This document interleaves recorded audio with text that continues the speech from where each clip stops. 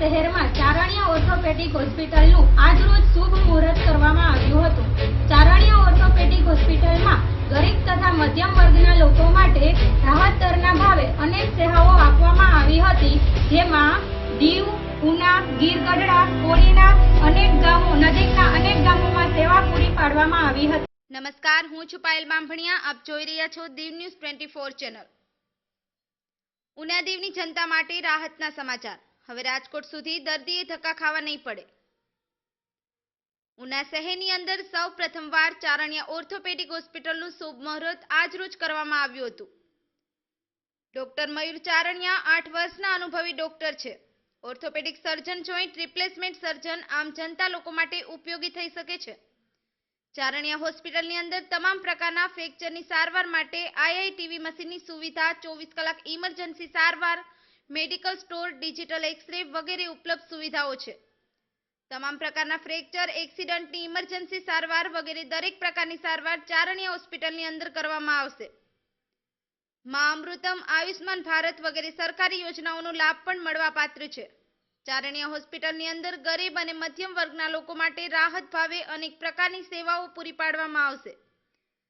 ઉના, દીવ, ગીર ગઢડા, કોડીનાર, ટીંબી, જાફરાબાદ નજીકના દરેક તાલુકાના લોકોને ઉપયોગી સેવાઓ પૂરી પાડવામાં આવી રહી છે। પ્રતીક્ષા સાથે cameraman Lakhan Kotadia, Una, Diu news 24 channel. હું ડોક્ટર મયુર ચારણિયા, અમારું હોસ્પિટલનું નામ ચારણિયા ઓર્થોપેડિક હોસ્પિટલ છે। આ હોસ્પિટલ આપણી કઈ જગ્યાએ આવેલી છે? આ હોસ્પિટલ પ્રાંત કચેરીની સામે આવેલી છે, ગીરગઢડા રોડ પર। આપણી હોસ્પિટલમાં કઈ કઈ સુવિધા ઉપલબ્ધ છે? આપણી હોસ્પિટલમાં digital x-ray machine, modular O T, બધી ફેસિલિટી અવેલેબલ છે। 24 અવર સુવિધા આપી રહ્યા છો સર? હા, 24/7। સરકારી યોજનાનો લાભ મળે છે? સરકારી યોજનાનો લાભ આપણે આપશું અને યોજના આવરી લેવાનો આપણી કોશિશ કરશું। બરાબર, કઈ કઈ યોજના? મા યોજના, આયુષ્માન યોજના અને અકસ્માતથી થતી જે ગવર્મેન્ટની યોજના છે 50,000 વાળી, એ પણ આપણે આવરી લઈશું। Thank you. આપણે આ વિસ્તારની અંદર આ ચારણિયા હોસ્પિટલ ચાલુ થઈ રહી છે, તો લોકોને કઈ કઈ સુવિધાઓને રાહત અનુભવ કરશે એવું તમને શું લાગે છે?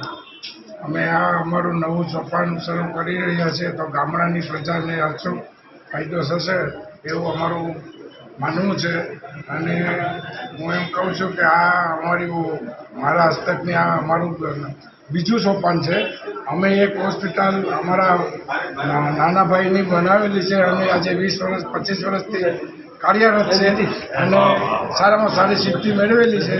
અને આ હોસ્પિટલ ચારણિયા ઓર્થોપેડિક હોસ્પિટલ તરીકે નવું નિર્માણ કરેલ છે અને આજથી શુભ શરૂઆત કરીએ છીએ, તો ગામડાના જે માંડી અને સિટીના લોકોને બી સારી સુવિધા મળશે એવો અમે ખુશી અનુભવીએ છીએ। સર, આપણે આ ચારણિયા હોસ્પિટલ જોઈન્ટ રિપ્લેસમેન્ટમાં કેવું સારું રિઝલ્ટ બતાવ્યું છે? જોઈન્ટ રિપ્લેસમેન્ટમાં તો અમારા ડૉક્ટર સાહેબે આવા ઘણા બધા મહેતામાં 4 વર્ષની સર્વિસ છે, 2 વર્ષની બોમ્બેની મોટામાં મોટી સારી હોસ્પિટલોમાં એમનો અનુભવ છે અને એના અનુભવ પ્રમાણે આ હોસ્પિટલને રિપ્લેસમેન્ટ પ્લાન્ટમાં સારામાં સારી કામગીરી છે એવું અમે અનુભવીએ છીએ। Thank you sir. નમસ્કાર સર, આપનું નામ? મારું નામ ડૉક્ટર હરેશ સોલંકી છે।